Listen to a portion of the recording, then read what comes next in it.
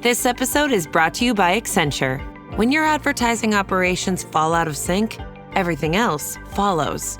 Spotify and Accenture are working together to reinvent the rhythm of ad sales, using automation, analytics, and smarter workflows to simplify campaign delivery and access better data across the business. The result?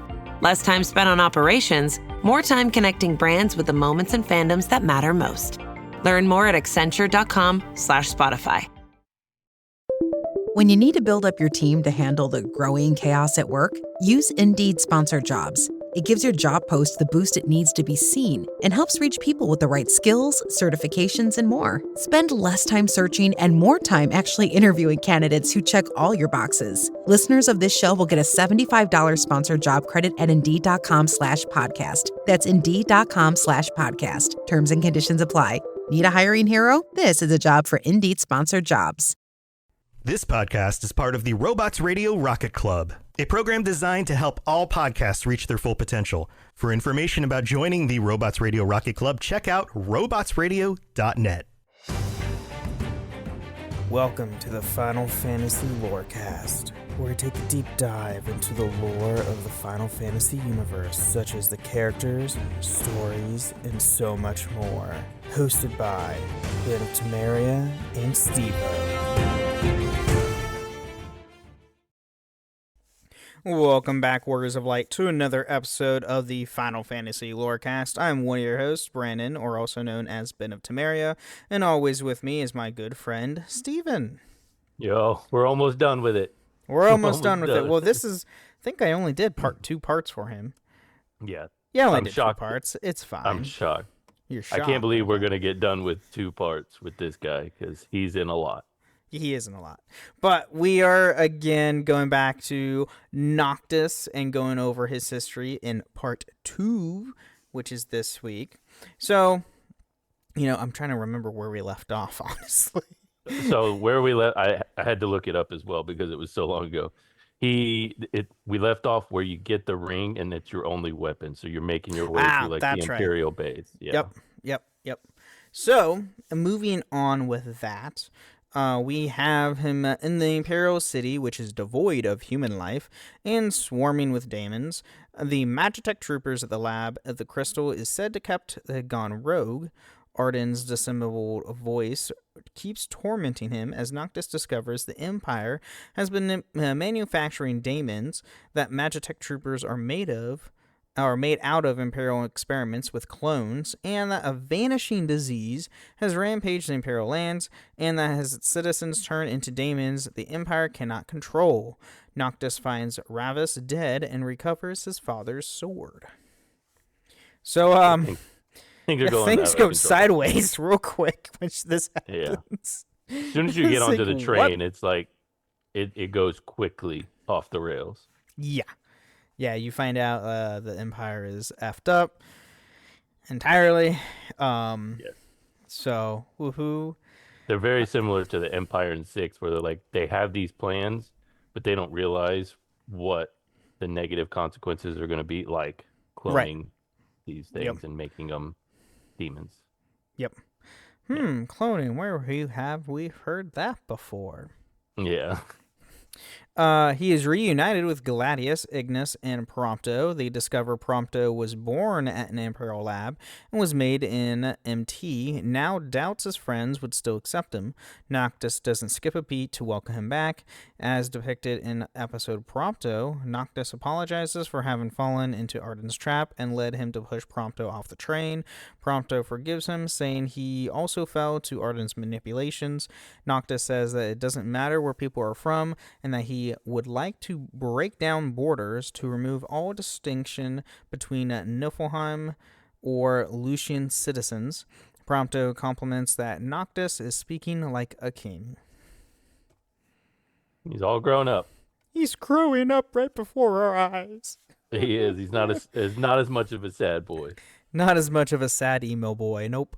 So Prompto can open the way into Emperor Aldacop's throne room. The Emperor's robes are left in the seat as he was vanished and became a daemon. After turning off the device that seals his powers, Noctis and his friends are ambushed by a demonic Ravis who begs begs them to kill him. As more daemons keep appearing, Noctis's friends urge him to go to the crystal alone to use it to banish the daemons. Yeah. Yeah. And oh boy, do things heat up now. So Noctis reluctantly leaves his friends behind and makes his way to the crystal, but is absorbed inside of it while being taunted by Arden. Arden reveals his true name as Arden Lucis Caelum, Oh, dun dun dun. Noctis's distant ancestor who worked healing the world from daemons 2 millennia ago. He had become corrupted by the plague he had absorbed and was rejected by the crystal for his affinity with the darkness. The crystal holds inside the planet's soul and is otherworldly dimension. Noctis meets Bahamut and then made aware of his destiny as the true king. The true king is born once all the crystal's power is passed onto the ring of Luci, and Noctis can banish the darkness from the world at the cost of his own life. Well, kind of, sort of. Right, kind of, sort of. As you know, most protagonists have somewhat of a leeway into that realm. Yeah, we got to se. have a little bit of a happy ending. Right. So Noctis spends 10 years in the crystal accumulating its magic and strengthening himself to prepare for both his battle against Arden and his sacrifice. He awakens in the Angelgard Island in a world of portentous darkness. He meets Umbra, who has a note for him saying that his friends will meet him in Hammerhead. As depicted in Final Fantasy XV Comrades, Noctis is greeted by Liberus Otstum and other exhausted members of the Kingsglaive. Genitania tells Noctis that he must go to Insomnia to end Arden. She tells him that they will meet again and takes his father's boat to Golden Quay. No, Golden Key, remember? That's Golden Key. God bless it. I hate that so much. I know. Which is now abandoned and overrun by daemons. Yes. This is the part that frustrates me so much in this game, is that the whole game you're looking at this island of Angelgard and it's like, oh man, that place looks awesome. I can't wait to go there. And you never can get there. Like, the boat will stop you before you get there if you try and take the boat out there. But you finally awaken there. You're like, oh, cool, I'm on the island. And you're there for all of 30 seconds and it's just you walking off the island. Yep. All that. Just, this is all you get. That's all you get. Damn it. Oh, it's so frustrating. So Noctis runs into Talcott, and who drives him to Hammerhead and tells him what happened in the last 10 years. He meets with his old companions, and they briefly catch up. They dress in their formal attire and set up camp for one final meal together, during which Noctis struggles expressing all the emotions he had been holding inside. Oh, boy. He's going to weep and cry. Oh, my God. There's the emotions. Yep. They head to the ruins of Insomnia, where countless demons and automative infantry await them. They find the Kingsglaive's base camp underground, and Noctis reunites with Leonis, and the remaining glaives he now leads. After renewing the glaives' hope for the future, Noctis and his retinue. Okay, yeah. That's what I thought. Continue their gates to the Citadel. Continue to the gates of the Citadel. Arden appears and sets the city ablaze with a meteorite shower and coats the Citadel in a demonic wall. Outside the gates of the Citadel, the party defeats Cerberus, Arden's guard dog, but cannot get past the wall. This is another part. It's back to back. Like, you get Angel Guard, it's like, oh, I can't go there. And then you get to the city finally, where you get to walk around Lucius, and it's all like overrun. It's can't do anything in there, but it looks really cool. Like, the city itself, you're like, I wonder what it would be like if I could have walked around in here before it was gone to hell. Literally. Yeah, literally. So as Daemon hordes approach, Luna Freya's spirit summons the Astrals to break the wall around the building. She implores Noctis to fulfill the prophecy, but disappears as Noctis touches her. Arden sends a demonic Ifrit upon them, but Noctis defeats him with the other Astral's help, fulfilling his promise to Shiva. As they ascend the tower, 3 Luci in the thrall of the Scourge attack them. Noctis's friends each take them down, and the Mythic, the founder king of Lucis, and Arden's brother, asks Noctis to free his brother from the darkness. Before heading to the throne room to fight Arden, he asks to see the photos Prompto had taken on their journey, choosing one to take with him. Yeah. I always pick the one at the very beginning when they're all together. Oh, That's the one I always use. So then Noctis finds Arden sitting on the throne below the crystal and challenges him. Noctis kills Arden, who promises to wait him on the other side. Noctis asks his friends to walk tall in a manner of King Regis sent them on their journey 10 years ago. Gladius, Ignis, and Prompto stay outside to fend off the demons as Noctis ascends the throne. He calls the spirits of the kings of Lucis and attack him before one by one, plunging the royal arms into Noctis's body until his soul is absorbed by the king of Luci. Emerging in the realm between life and death, Lunafreya's spirit reveals Arden's true form, while the royal arms emerge from Noctis's body to be taken up by the Luci to attack Arden. Noctis delivers a final blow, finally putting Arden's soul to rest. The prophecy is fulfilled, and light is restored to Eos. And he's dead. Quote unquote. Then, dun dun dun, there's more. Noctis sits on the throne dedicated to the 114th king of Lucis with Lunafreya in her wedding dress and the photo he took from Prompto. He rests his head, prepared to sleep. Yeah, because he had a real tough 11 years, basically. Yeah, right? I know. And then lo and behold, there's more. So so that's the end of the game. Yes. Mind you, that is the end of the game. But there is more because there's so a book. There's a book, there's a show, there's DLC, there's all kinds of stuff. But yeah, it's the Well, none of the DLC goes beyond the base game's ending. Yes, that's true because Arden is a prequel. It shows the Arden DLC is him before he was the bad guy. Right. The Arden DLC is probably the best one of the. It's definitely. Oh yeah! Oh, absolutely! It's really cool. If you play that, everybody who was like Arden is terrible. He's such a bad villain. Like play the Arden DLC, and then you'll completely understand why he is such a good villain in the series. Oh, absolutely! One of the very few villains that actually I think is up there, like ranking wise, as a villain. Yeah, absolutely. Next to like Kefka and Sephiroth, yeah. Sephiroth, yeah, absolutely. So yeah, now we have Final Fantasy 15: The Dawn of the Future, which is a novel which is a sequel to said game. Dun dun dun dun. So, after entering the crystal in Zegnatus Keep, Noctis sleeps in his heart for 10 years while receiving various memories from the crystal. He learns of Arden's plight as the rejected healer from 2,000 years ago, of Lunafreya's journey to help him, and how acting as his go-between with the Astrals was slowly killing her. Explaining Ravis's hostility towards him, he learns how Ignis had protected him when he was unconscious following Leviathan's trial, and then how Regis had learned of his fate as the true king, yet striven to give him a happy childhood.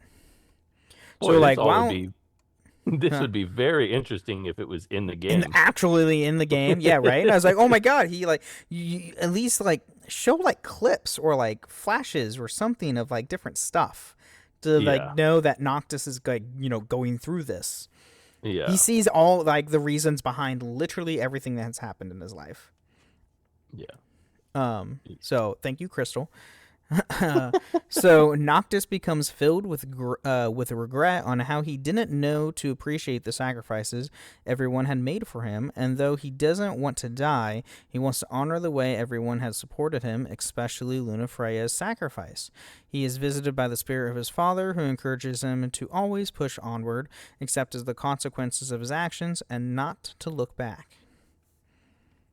Dun dun. So, Okay. and then unknown to Noctis, Bahamut is going to discard his servitude, as Arden by now has amassed power too great for the Ring of Luci to purge. When Noctis awakens, he meets Umbra with a notebook from Lunafreya.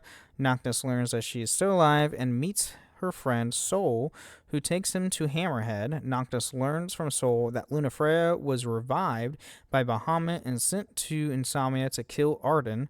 This shocks Noctis, as this was supposed to be his mission, and he is the one with the ring. What the hell is going on? I'm assuming What is time this? travel shit. Okay. Either time travel or a different alternate reality.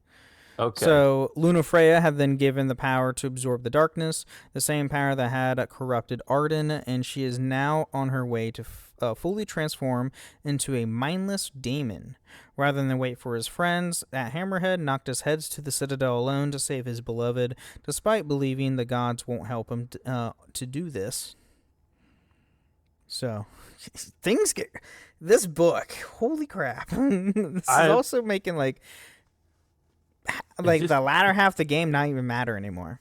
I was going to say, is this a way to, like, retcon a lot of the... Possibly. I mean, that's possible. So, on his way, Noctis encounters the Mystic as a spirit of the old wall. Now enslaved by Arden, Noctis defeats the king of Yore and cracks his faceplate, revealing the man underneath. The founder, king, and Arden's brother. Looks a lot like him. Released him from the thrall of the dark. The Mythic asks Noctis to save Arden. When Noctis arrives at the throne room, he finds Arden with a demonic Lunafreya who attacks Noctis. Noctis begs for her to recognize him and blames Arden for her transformation, but he explains that she had absorbed the scourge from Ifrit on her own volition, which fully turned her. Okay, this might not be so happy. I don't know. I'm very confused. I know, right? Yeah. So Bahamut arrives, saying the king's role has ended, as humans continuing foolish actions mean the world's fate is destruction. Bahamut commands Lunafreya to release her power and destroys the throne room. Bahamut raises the citadel into the air and take the crystal and the throne out of reach, but Arden warps up to it, knowing Noctis will follow to save Lunafreya. Lunafreya floats above the citadel, singing to summon Terraflare, destroy the world. Dear God. Noctis tries to warp up to the flying building, but an army of smaller Bahamuts stop him. His retinue arrives to aid him, along with Sol, Ariana, Biggs, and Wedge in their airship, telling everyone to get on. A Bahamut attacks the airship and it crash lands on the Citadel's plaza. Sol, Ariana, Biggs, and Wedge stay to repair the airship, while Noctis, Gladius, Ignis, and Prompto continue on. Okay, it's interesting. I know you're like super confused right now. I was like, what the hell is going on? A bunch of smaller Bahamut flies up. Like, what are we Well, doing? by the way, the Bahamut in this game's like almost the size of a plant. Like, not the size of the planet, gigantic. He's freaking huge. They run into Arden, who... let me see. Yeah. They run into Arden, who explains Lunafreya's plan was to take his darkness so Bahamut would use Terraflare, which will be blocked by other astrals, exhausting Bahamut and sending him to a long rest. Since Bahamut exists both in the physical realm and in the beyond, he can't be killed, similar to Arden's own immortality. Arden asks for the ring of Luci, and Noctis realizes his plan is to enter the beyond with the power of the kings of Yore and destroy Bahamut there. Okay. Noctis gives Arden the Battle of Kings he so desires, defeating him with the Sword of the Father, but to Arden's shock refrains from killing him. Noctis explains he would kill Arden if it saved the world, but now that Bahamut is going to kill everyone, there is no longer any point, and he is done with needless sacrifices. As he asks if Arden defeating Bahamut in the Beyond would save humanity. Arden thinks it might, but doesn't care about being a savior. He only wants vengeance. Even if Noctis cannot forgive Arden, he views his nemesis as a part of the world that he swore to protect, and recalls how the Mythic had asked him to save him. Kind of catching on with what's going on here? A little bit. A little bit? Yeah, Okay. it's just what, yeah. Okay, well, how the game ends originally, and then all this kind of like retcons I'm trying to figure out how this fits in. Right. So Arden admits Noctis is worthy of the title of True King. Much to his irritation, Noctis summons the past kings from the Ring of Luci and beseeches they permit Arden to use the power to save the world. The Mythic assets on the roof of the Citadel, Bahamut readies to annihilate humanity, but the other Astrals protect Eos and block his Terra Flare. Drained of her darkness, Lunafreya falls, and Noctis catches her. Good. He didn't have a Spider-Man moment. Right. On the otherworldly Symbolosum field, where the dying Lunafreya previously passed the Ring of Luci onto Noctis, the two meet again as children. She had only lived to fulfill her calling as Oracle, but after meeting Soul, had realized she wants more out of life. They transform into adults, and though Lunafreya thinks this may be the last time they are together, she declares her wish to live with him. As she begins to sink into the abyss, Noctis calls out to her to stay with him. This time she can hear him and feels something touch her hand as everything fades. Noctis awakens with Lunafreya in his arms. Noctis entrusts the still alive Lunafreya to his repertoire and warps off to fight Bahamut, while Arden sits on the throne and summons the kings of yore, the Mythic dealing the killing blow. Even if Bahamut consumed the darkness to power his Terra Flare, the sun doesn't rise. Either Terra Flare was incomplete, or the darkness is simply too vast. Bahamut scolds Noctis for opposing a supreme god as a weak human, but Noctis thinks that even if Bahamut created the Ring of Luci, his power derives from generations of kings. The other Astrals help Noctis defeat Bahamut, while Arden and the Luci destroy Bahamut in the Beyond, even if it will destroy all gods as well as the Citadel. The darkness begins to wane, Noctis strikes Bahamut down, and the Citadel begins to fall from the sky. Titan catches it, and the crystal sucks in the remaining darkness before shattering. As a farewell gift, Genitinia Resecute. What does that say? She just brings Lunafreya as dawn breaks. Okay, resuscitates, so like bringing her back to life. And then Noctis and Lunafreya wed in Alticia, while Reach is the spirit, wishing them an eternal happiness. So literally, this literally starts off where Noctis goes into the crystal and is there for 10 years. Yeah. And this book literally just retcons the latter half of the game. That's essentially what this does. Straight up retcons the latter half of the game to make the game have a happy ending. That's literally all that this does. Oh my god. Hey, you don't have to read it now.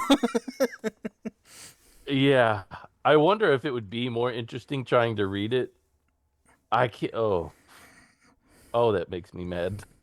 That they retconned something from their own game? Yes. I think this is a first. I haven't heard of them do this before. No, they did. I guess they just didn't like the ending after they published it out, and I was like, oh shit, we have to change this now. How are we going to let's do a book. They did it with 10 when they made 10-2, and if you're in the Discord, you know my feelings on that. And this just took that to a whole new level. Like, we're just rewriting the ending here. Yeah, in a book, mind you, in a novel, not in the game, where 10-2 was a legit game you can play. This isn't a legit book that most people wouldn't read. I hope people don't waste their time with that. They did an Aerith from Rebirth, essentially. The thing is with Rebirth, we know it's an alternate parallel timeline. Yeah. Where this straight up retcons. This is not parallel. This is Yeah, like I was trying to. straight up retconning the entire ending.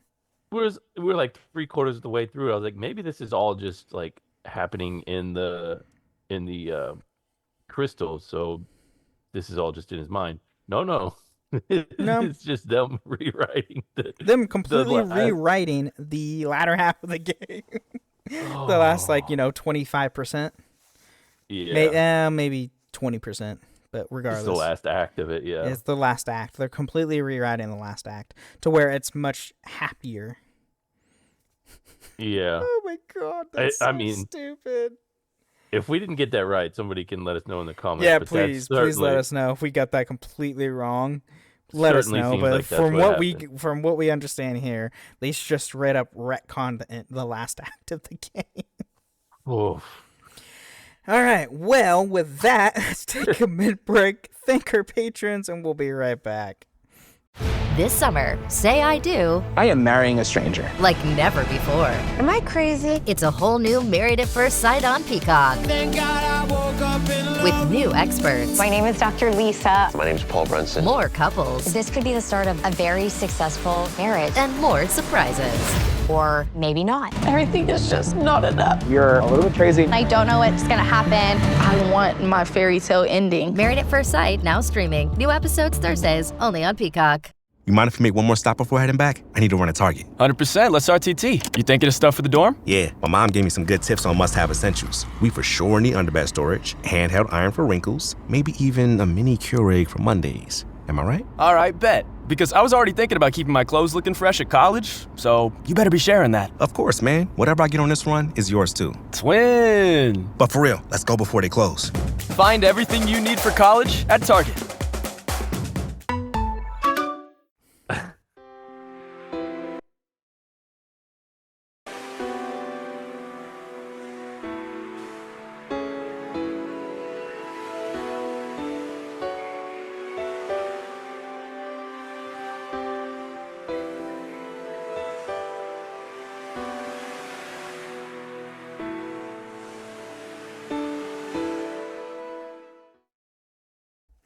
All right, welcome to the middle of the show. We're talking about everything with the podcast. Has nothing to do with the lore of Final Fantasy. Here, we want to thank all of our amazing patrons. Thank you all so much for supporting the show. And if you too want to support the show, you can go to patreon.com/Final Fantasy Lorecast, to where you can get ad-free episodes or even join us once a month on the show itself, just like our patrons last week that joined us. You can also find us on Apple and Spotify. Leave 5-star review on Apple with some words or a nice Spotify comment. We'll read out loud next time on the show, which we do have a few this week to read. We have one back on our side game / patron chat from Lava Guy 219 saying, finally got a Crystal Chronicles mention on the show, and it gets dumped on, LOL. I still enjoyed it. I mean, we didn't dump on it. I don't feel. We just don't know anything about it. Right. Yeah, exactly. And there's a lot of side games. And then from our Noctis Part 1 episode from Summoner of Heroes saying, I must say thank you for doing this episode. Noctis is up there in my top 5 favorite characters. You're welcome. You're very welcome. He's a good one. Don't listen to the haters. He's a good one. Yeah, he's pretty good. And then other than that, you can find us on a few different Discord servers, the Robots Radio Discord at robotsradio.net, as well as my own Discord server, the Ben and Friends Podcasting Discord, where you can find this show and all the other shows that I host, which are Holocron History, Star Wars Canon vs. Legends, the Gundam Lorecast, the Wizarding World Lorecast, and the Witcher Lorecast. So go check those all out. It's a lot of great stuff, a lot of great fun. And you can also find me on the upcoming episode of the Avengers audio drama, which you can find on all podcasters, where I play a character in a scene. So if you want to hear me do some of my voice acting, you'll be able to hear that there. And I will, once I find out the date of when the episode was released, I will let everybody know on here and all the other shows that I host. So stay tuned for that. Hell yeah. I don't think I have anything else to add for the mid-break. Do you have anything? Oh, happy 25th anniversary to Final Fantasy IX. No, not yet. In July. Oh, that's July? I thought that was... Oh, okay. I just saw some they're stuff. Oh, they're prepping it. Yeah, they made a website for it, which I don't want to get my hopes up, but they're making a bigger deal out of this than they do for most anniversaries. So fingers crossed. I know they announced a bunch of new merch. I do know that. Yeah, it's a lot of artwork and things like that. So far, I'm certain they're not going to launch an entire website just for some extra artwork. No, you know they're going to do something big. Ooh. You know they will, because you know what happens in the summer. Well, we have the Switch 2 announcement here in 2 days. Well, as of us recording, when you hear this, it's going to be up already. It's already been talked about. So there's like rumors going around with that. Also, we also have the Summer Game Fest stuff that they always do, like Jeff Keighley does always for a whole week within like June, where it's all just a bunch of game announcements. Yeah. So we'll see. Yes, we will see. You'll hear it here, obviously, from us if they do announce it. Obviously, you'll definitely hear it from Steve. So, that's going to be an emergency pod. We're going to just, wherever we're at, we're going to stop Girl, what we're we have doing. to do an episode. We're recording and then talking about what may or may not transpire. We'll see. Right. All right. Well, with that being said, let's get back into this last bit of Noctis.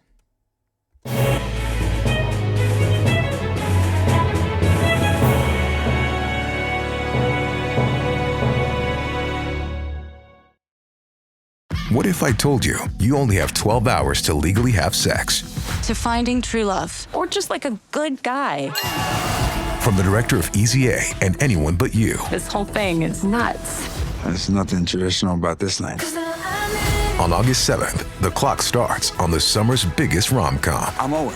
Allie. What about you and me? Monica Barbaro, Callum Turner. I've been told I'm a 7. By who? Your mom? No, she thinks I'm a 10. One night only. Rated R. Only in theaters August 7th. The GLP-1 pill you've been waiting for is now on Ro. Yep, it's finally here. With the same clinically proven ingredient. Now in a pill. And now on Ro. It's the first FDA-approved GLP-1 pill for weight loss. At the lowest price available. That's one daily GLP-1 pill for big results. Now on Ro. Go to ro.co/listen to see if you qualify. RX only. Go to ro.co/safety for serious side effects and boxed warning associated with GLP-1s. So, Noctis actually appears in a lot of other stuff. That's, does. In Final Fantasy as a whole. We're just going over his, appearances in Final Fantasy, nothing else. So, Noctis has made appearances in the following Final Fantasy 15 canon works. So, this is all in the 15 canon stuff. So, Omen as the main character, which I think, it's a short film. Okay. Yeah. From Polaris Games Week in 2016. A King's Tale, Final Fantasy 15. Final Fantasy 15, A New Empire, as a guide to the player and the player's default leader. Final Fantasy 15, War for Eos, as the main character. And King's Knight, Wrath of the Dark Dragon, as a party member for a collaboration event. So, that's cool. If you want more 15 that wasn't included in the game, right? All this stuff, right? And then he also appeared in the following games throughout the Final Fantasy series. So, Final Fantasy 14 as a guest character and cosmetic rewards. Dissidia Final Fantasy NT as a playable character. Dissidia Final Fantasy Opera Omnia as a playable character. Theorhythm Final Fantasy All-Star Carnival as a playable character. Final Fantasy Dimensions 2 as a summon and costume. Peglogica Final Fantasy as a playable Memoria. Final Fantasy Airborne Brigade, whatever that is. No idea what that is. Final Fantasy Record Keeper as a playable character. Final Fantasy Brave Exvius as a summonable vision, which is no longer a thing, sadly. That game is gone. Neither is Record Keeper. True, Record Keeper is also gone. War of the Visions, Final Fantasy Brave Exvius, which that one is still going. Mobius Final Fantasy. World of Final Fantasy Maxima as a non-playable character and Champion Jewel. And Triple Triad as a card in the Final Fantasy Portable app. Do you remember when you said earlier there's a lot of side games? There's a lot of side games. Yes. Oh, apps. God, there's so many side games. This is just so a many side games quick, in Final Fantasy. yeah. This is just a quick little snapshot of them. Oh, just a bit, just a wee bit, a wee bit. Yeah. So last but not least, we have behind the scenes. So going into his character design. So as other characters in Final Fantasy 15, Noctis's clothing is designed by Hiromu Takahara, creative director of the Japanese designer clothing label Ronin? It's ROEN. Yeah. The suit is worn by Noctis during a deleted Final Fantasy Versus 13 scene in which he talks to Stella Nox Floret, and it was the first of Takahara's designs to appear in the game, which is cool. So he was in. Oh, yeah, that's right. That's the because that was the original game, was the 13 game, and then they killed it. So Noctis's initial clothing design by character designer Tetsuya Nomura was a placeholder. Test gameplay footage screened privately at TGS 2009 unrevealed Noctis's final design, which featured a slightly shorter haircut and clothes designed by Takahara, including a ring worn in his right hand and a motorcycle glove in his left. The ring was stated to play a role in the game. Noctis's Ronin design outfit was unrevealed to the public at Jump Festa 2010 and was seen again in Famitsu magazine in June 2010. So, more designer stuff. A physical set of Noctis's clothes was kept in the Square Enix office so the CG team could see them to create the same image for the game. Tetsuya Nomura was commented that this is easier because previously when he created the characters, the CG team would ask him questions on the clothes material and other detailed questions so that it's difficult to define precisely. Well, I mean, this is also the first game where it's like actual clothes that were like modern day stuff. Hard to really create Titus's outfit in real life. Right. This is actually like done by a legit designer, and people could buy and wear if they really wanted to. That's something about this game is that they shamelessly plugged all these things. Like, I don't remember. I'm certain that Rowan was somewhere in there. I just didn't know what that was. I don't think it was actually named in the game. Okay, because they did do like. It's not like Death Stranding where they have ads all over the damn place. Well, they sort of did because they had like the Campbell camping. True, they had like some things here and there, but not like heavy. It wasn't as heavy. They had a designer like when you get to the island where you're supposed to meet Luna Freya, they're like, "Oh, this is where her dress is at." You go into the window and it's like an actual. Oh, yeah, you're right. In real life, I can't remember which one it is right now, but it's like a famous designer. It was like, oh, they made her dress. It was like, oh, that's kind of weird that this is in here, but okay. Yeah, but there's also this Final Fantasy is the closest to like modern day us. Yeah. So, so the contract Square Enix made with Ronin when they first stated when making Final Fantasy Versus 13 contained a number of designs for the games. The designs contracted during the point are still used in Final Fantasy 15. There are no additional designs, but the ones from before are still in the game. Director Hajime Tabata has explained that the black has historically been treated as a special color in Lucius, thus the entire of the royal family and those in occupations closely tied to it wear black. Oh, so there's a meaning why they will all wear black. That's nice. Yeah. When the change of the name and platform and Hajime Tabata taking the reins, the game was no longer going to be the exact same game, as some things had to be reevaluated to fit the change of circumstances. Tabata had assured the games did not lose its core and had sat down with Tetsuya Nomura, the game's original director and main character designer, about the direction of the title to ensure the characters like Noctis would be maintained in the best possible way. Vivaline Westwood did the Luna dress for everybody. That's what I was literally just Googling that. Box Girl beat you to it. Thank you, Box Girl. I could have saved myself a Google. I forgot we had our box girl here. The art staff wanted to make it easy to distinguish the characters, even though they all wear black, and wanted to make them come alive both in technical and artistic ways, and the ways to make the characters relatable when discussed endlessly. Developing Noctis was a challenge, and Tabata struggled to like him at first for how symbolic or artificial he seemed. To get to the character, Tabata tried to imagine how Noctis was a child. The discussion on how to make Noctis come alive went on into late development. Wow. All right.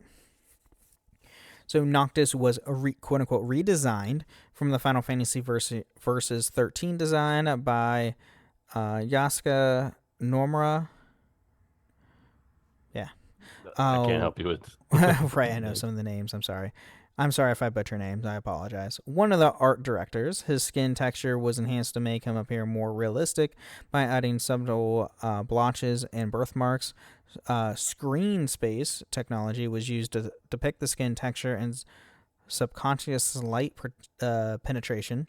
Because of the improvements to shadow expression, Noctis's hair ended up casting dark shadows on his face. Nomura adjusted the effect to make it harder to show or for shadows to form over his hair. His hair's black. Yeah. I mean, they did really, really good with I think we mentioned on the last episode, like the game is incredible looking. Oh yeah, it's gorgeous. It's a gorgeous game even in today's standards. Yeah, if you can put it up against most AAA games that come out nowadays, and it still looks way better than that. Oh yeah, they really did a great job. This came out in 14-ish, 2015, I think. I think before that, honestly. You can look that up while I keep going. Noctis and his party had already been revealed. Nomura avoided making major changes to their looks, and thus their less than realistic hairstyles were perceived. Noctis's character model is built of 114,446 triangles, 6 to 8 individual materials, and about 600 joints. So it was November 2016. 2016. I thought it was out earlier than that. It was announced a lot earlier. It was announced back in like 2009 and 2010. That sounds right, yeah. So, as localization director and lead writer Dan Eno worked with Noctis's Japanese voice actor, he became inspired by Nirvana's lead singer Kurt Cobain, who wanted to avoid creating a generic emo role-playing game lead, but knew Noctis would struggle with this role in the world. Eno wanted Noctis to act like a rock star who sprung the spotlight. I could see that. I'm sorry, he already is an emo boy.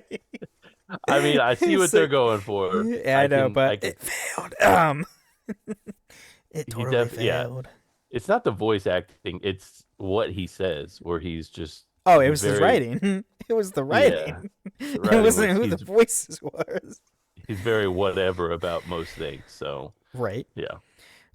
Noctis has 3 designs for Final Fantasy 15. He appears as an 8-year-old, a 20-year-old, and then a 30-year-old. 30-year-old with the worst beard you've ever seen. Oh God, it's a terrible beard. It's so bad. I have a better beard. You do too. We have better beards than Noctis. Yeah, somehow my red beard is better. So, and then we do have some deleted and canceled content. So, an old Tokyo Game Show footage depicting the envisioned opening for Final Fantasy Versus 13. Noctis conversed with Stella about the two of them seeing the light. Stella explained the legend of Tenebrae, which stated that when a person is able to see the light, they receive the powers of the dead from the goddess Etro. The footage was shown to give people a brief idea of what the characters' personalities are going to be like. This scene did not make it into Final Fantasy 15 with the removing of Stella and the change of opening events. Well, no duh. Is Stella from 13? I believe so. It's been a while since I played 13. I can't remember. Apologize, I haven't played 13. A model of Noctis with his original attire used for the Final Fantasy Versus 13 reveal trailers is found dummied on the game disc. Interesting. Okay. And then Noctis was supposed to have his own DLC episode in 2019 along with Luna Freya and Arcania. Its working title was Final Strike. The DLC was canceled, and the director of Final Fantasy XV, Hajime Tabata, left Square Enix. Oh. Really? Ouchie. Yeah. Ouchie. Yeah. And then we have some curiosities. So Noctis is officially 20 years old. The Final Fantasy XV scenario Ultimania lists his birth year as ME736. However, for him to be 20 in the game, it actually need to be 735. This mistake further distorts the events given the Ultimania's character profiles for personal timelines, as a 6-year-old Ignis could not have become a retainer to a 3-year-old Noctis, due to being only 1.5 years older. And Audi is also said to be teamed up with the Royal Art Society of Lucius to create an Audi R8 Star of Lucius car to celebrate the 20th birthday of Prince Noctis. What? So Okay. Audie's in the game. Oh my god. I told you, Ben, shameless. You were Yep. like, no, not that. Never much. mind. I didn't think it was that bad, but apparently it's that bad. Noctis has always disliked vegetables. I can relate. In the first episode of Brotherhood Final Fantasy XV, he removes the vegetables from his burger and puts them on Ignis's tray. In Final Fantasy XV, he shows disgust in several side quests where vegetables are involved. Don't blame him. Not at all. Noctis I disagree there. Oh god. Noctis's apparated expression at Taka requesting beans was somewhat ad-libbed. Noctis's voice actor Ray Chase has explained in thusly, this is a couple instances where we were able to have a creative reign, like had something in Japanese. Taka asked Noctis to pick up beans, and it's some line like, I don't like beans very much, but it didn't work. We had 2.3 seconds, and just could not figure out something that would work. And so I said, what if he said beans? And was like, and that was it. That ended up working. Okay. That's the thing with dubbing and like stuff that's already been like subbed, because this is how going with the mouth flaps and everything, since it was originally developed for Japanese mouth flapping and then getting localized, you have to dub it. And you only have so much time to do something, so a lot of times you would just have to ad-lib and just like go with it and just figure something out. So, like that, in 2.3 seconds, you can't say anything so fast that anybody would understand it. Yeah, you have to make it serious. You can't do like Kung Pao. No. Enter the fist kind of dubbing. So Noctis drinks the ebony coffee in Brotherhood, but in Final Fantasy XV, he doesn't like it. During car rides, Noctis will sometimes ask Ignis if ebony is actually good. According to director Hajime Tabata, Noctis dislikes coffee, but forces himself to do it to look more mature. What is this guy like? He doesn't like coffee, he doesn't like vegetables, he doesn't like beans. I don't blame him on that either. Come on. I'm not a coffee drinker. I'm not. A conversation during one of Ignis's tours, Stirred Not Shaken, reveals Noctis once worked as a part-time cook. If the player comes across a restaurant called Standing Sushi in Samia in Chapter 14, the party can mention they used to visit it, with Noctis pointing out he used to work there part-time. Everybody knows Prince's work part-time at sushi place. I guess. At the end of Navath Arlud's quest line, upon completing the Devil of Caelum, Noctis will refer himself as Noctgar when given his name. In the post-quest conversation, he jokes about changing his legal name to it. I don't remember that. Okay. Noctis is one of the few Final Fantasy main protagonists that have a good relationship with their father, one being Bart's Clauser from Final Fantasy V. Oh, the other being Bart, like Bart, so that's the only other person. Yeah, that is true. Every other protagonist is either fatherless or they're on the outs with their family. That's true. Oh, I never God. even thought about that. Yeah. Right? And I was like, oh my God, what the hell? And then with his appearance in Tekken 7, I completely forgot he was in Tekken. Noctis is the second Final Fantasy character to cross into a third-party fighting game. Cloud Strife made this jump to Super Smash Bros. Sephiroth did also, right? Well, yeah, Sephiroth is there too, but he protagonist. He's after. Oh, well, sure. Yeah, I guess this is protagonist. And then when he was revealed without a name in Final Fantasy Versus 13 trailer, some fans dubbed him a Storm due to his dramatically portrayed Armelin powers and Nomura's history of main characters with weather-based naming themes. Well, I mean, Cloud Squall. Fair. Yep. Hi, right. And what's the Lightning? Yeah. Lightning. Yep. So I wouldn't put it past him at all. Yeah. And then maybe the next character. Right. And then voice actors, we have Noctis is voiced by Tatsuya Suzuki in Japanese, while his younger self is voiced by Miyuki Sato. He's voiced by Ray Chase as an adult in English. His younger self is voiced by Hiram Hansen.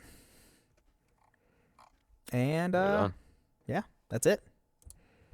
That's all we have on Noctis. We did it. We got through Noctis. We did. Oh boy. But yeah, that's so funny how they were trying not to. It's like, we're not going to try and make him an emo kid. And lo and behold, made him an emo kid, and we're trying not to do that. No, let's be honest. It was going to happen. Is Rain is another character. Ooh, Rain, yeah. Well, so if you play back when Final Fantasy Brave Exodus was still a game, the main character you play as is named Rain. Oh, okay. Well, there's also someone called Snow, right? I believe that's in 13. Yes. Yeah, they went heavy with the weather names in that one. Yeah. Well, we did it. We did it. Yep. We did it. Hooray! We did it. I'll be honest with you. I'm still reeling over the book. The book. Gorgeous icons. I'm not going to be able to shake that for some time. I don't blame you. I don't blame you at all. I'm reading through it. It's like, wait a minute. They just straight up retcon the entire thing. Well, now I'm even more interested to read it because I'm like, surely this can't be what actually happened. I need to find out. I need to see if it's on. You can buy it. I don't know if it's not an audiobook. I know this doesn't have an audio form, but I know you can buy it physically. Of that? I'm pretty sure. Ugh. Let me see. What is it again?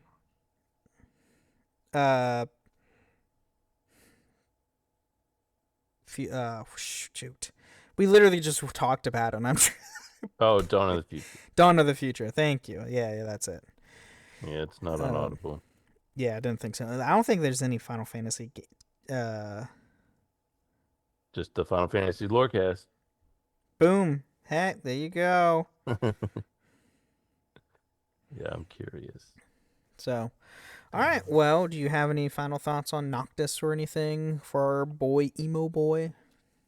No. I mean, things that have already been said before. It would have been great if a lot of the things that were made separate were included in the game. I think people would have enjoyed like the retcon ending. Yeah. Well, I mean, just do an update. Do an update. Yeah. Hey, we changed the ending of the game. Yeah, don't do that. For sure, don't do that. But just have it to where, that beginning portion that you read, where it's all the stuff he sees that he didn't see in the original. Oh yeah, game. yeah. Like when he's in the crystal, he sees everything. Show us what goes on in the crystal, instead of he just woke up 10 years later and he's completely different. Well, what the hell happened in the crystal? Right. That's what we needed to know. Give us little flashes, hints, something. Right. Yep. But give us more of that and less cup noodles. Cup noodles. That's another that's another name scheme they did. But cup noodles is really big in Japan, so there you go on that. But yeah. With that said, everybody, thank you again for listening to the Final Fantasy Lorecast, and may the crystals guide you.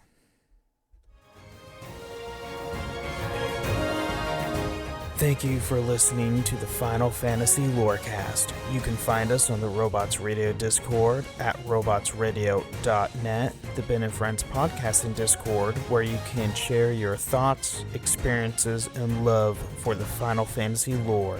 You can also find us on Twitter at FFLorecast.